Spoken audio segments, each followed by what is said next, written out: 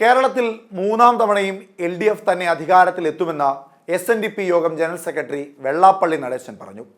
LDFന് തുടർഭരണം സമ്മാനിക്കുക UDF ആയിരിക്കും എന്നും അദ്ദേഹം പരിഹസിച്ചു. UDFൽ ഇപ്പോൾ തന്നെ മുഖ്യമന്ത്രി ആരാകണമെന്നതിനെ ചൊല്ലി തർക്കം തുടങ്ങിയെന്നും വെള്ളാപ്പള്ളി പറഞ്ഞു. 2026 നിയമസഭാ തെരഞ്ഞെടുപ്പിലും ഇടതുപക്ഷം തന്നെ സംസ്ഥാനത്ത് ജയിക്കുമെന്നും അദ്ദേഹം കൂട്ടിച്ചേർത്തു. അവർ തന്നെ ഇവിടെ ഭരിക്കും. അത് UDFന്റെ ദോഷം കൊണ്ടാണ്. UDFൽ 5 പേർ മുഖ്യമന്ത്രിയാകാൻ നിൽക്കുകയാണ്.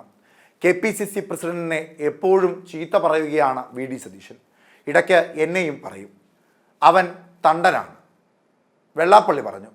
ശശി തരൂർ രാഷ്ട്രീയ അടവ് നയങ്ങൾ പലതും കാണിക്കുന്നുണ്ട് എന്നും അദ്ദേഹം കൂട്ടിച്ചേർത്തു. തരൂർ ഇടയ്ക്ക് പ്രധാനമന്ത്രി നരേന്ദ്രമോദിയെ സുഖിപ്പിക്കും, ഇടയ്ക്ക് കോൺഗ്രസിനെയും സുഖിപ്പിക്കും.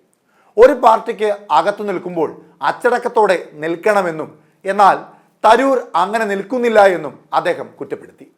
ആശമാരുടെ അവസ്ഥ കണ്ടിട്ട് കഷ്ടം തോന്നുന്നുവെന്നും അദ്ദേഹം കൂട്ടിച്ചേർത്തു. ഇടതുപക്ഷ സർക്കാരാണ് പെൻഷൻ കൂട്ടി നൽകിയത്. കാശില്ലാത്തത് കൊണ്ടാകാം ഓണറേറിയം കൂട്ടി നൽകാത്തതെന്നും കേന്ദ്രത്തിൽ നിന്ന് പണം കിട്ടിയാൽ കൊടുക്കുമായിരിക്കുമെന്നും അദ്ദേഹം വ്യക്തമാക്കി. അതേസമയം BJPയുടെ പുതിയ സംസ്ഥാന അധ്യക്ഷൻ രാജീവ് ചന്ദ്രശേഖരനെ മാന്യമായ വ്യക്തി എന്നാണ് വെള്ളാപ്പള്ളി നടേശൻ വിശേഷിപ്പിച്ചത്. സംസ്ഥാന അധ്യക്ഷനെ തെരഞ്ഞെടുക്കുന്നത് BJPയുടെ രാഷ്ട്രീയ കാര്യമാണ്. രാജീവ് ചന്ദ്രശേഖർ അല്ലാതെ വേറെ ആര് വന്നാലും സംസ്ഥാന BJPയിൽ കൂട്ടകലഹമുണ്ടാകുമെന്നും അദ്ദേഹം കൂട്ടിച്ചേർത്തു. PC ജോർജിന്റെ ലവ് ജിഹാദ് പരാമർശം BJPയെ സുഖിപ്പിക്കാൻ വേണ്ടിയാണ്. ഭക്ഷണം കഴിക്കുവാനും നുണ പറയുവാനും വേണ്ടി മാത്രമാണ് PC ജോർജ് വാ തുറക്കുന്നത്. ഇവരെല്ലാം അടിഞ്ഞുകൂടുന്നത് BJPയിലാണ് എന്നും ആർക്കും വേണ്ടാത്തവർ അടിഞ്ഞുകൂടുന്ന സ്ഥലമായി BJP മാറിയെന്നും അദ്ദേഹം പരിഹസിച്ചു.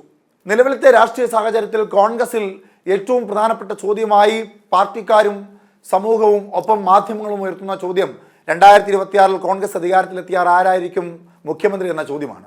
അതിനെ കേന്ദ്ര നേതൃത്വം ഇടപെട്ട് ശമിപ്പിച്ചെങ്കിലും വെള്ളാപ്പള്ളി നടേശനെ പോലെയുള്ള സാമുദായിക നേതാക്കന്മാർ അത് വീണ്ടും കുത്തിപ്പൊക്കുവാൻ ശ്രമിക്കുന്നുവെന്ന് വേണം മനസ്സിലാക്കാൻ. ആരായിരിക്കും അടുത്ത മുഖ്യമന്ത്രി എന്ന ചോദ്യത്തിന് ആദ്യം തിരിതെളിയിച്ചത് NSSും SNDPയും തന്നെയാണ്. രമേശ് ചെന്നിത്തലയെ പാർട്ടി പരിപാടിക്ക് ക്ഷണിച്ച് മാധ്യമങ്ങൾക്ക് കൂടുതൽ ശ്രദ്ധ നൽകി മാധ്യമങ്ങളെ അത്തരത്തിലൊരു ചോദ്യത്തിലേക്ക് എത്തിച്ചതിലും SNDPക്കും NSSനും വലിയ പങ്കുണ്ട് എന്നും പറയേണ്ടതായുണ്ട്.